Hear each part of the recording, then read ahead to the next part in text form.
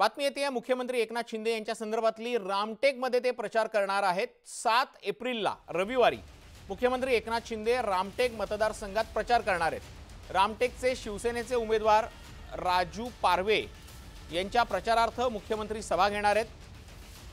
7 तारखेला आढावा बैठक होणार आहे। सकाळी आणि संध्याकाळी रामटेक मतदारसंघातल्या कार्यकर्त्यांच्या उपस्थितीत एक मेळावा होणार आहे।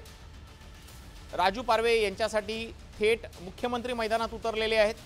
त्यांच्यासाठी ते प्रचार सभा घेणार आहेत। अधिक माहिती घेऊयात आपले प्रतिनिधी उदय तिमांडे यांच्याकडून। उदय, प्रचाराची रणधुमाळी आता खऱ्या अर्थाने सुरू झाली असं म्हणूया का?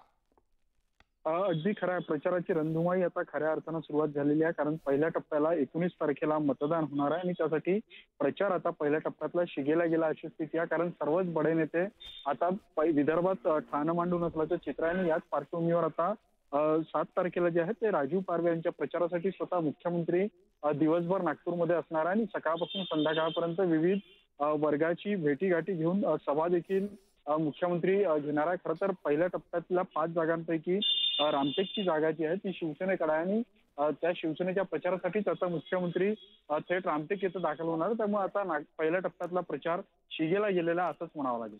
उदय, ज्या पद्धतीने तुम्ही सांगतायत की पहिल्या टप्प्यातल्या प्रचारा शिगेला पोहोचलाय, मात्र पहिल्या टप्प्यात फक्त आणि फक्त मुख्यमंत्री राजू पारवेंच्यासाठी प्रचार सभा घेणार आहेत की महायुतीचे बाकीचे ज्येष्ठ नेते, मंत्री, उपमुख्यमंत्री हे सुद्धा या प्रचारासाठी असणार आहेत की ते दुसऱ्या टप्प्यात येणार आहेत?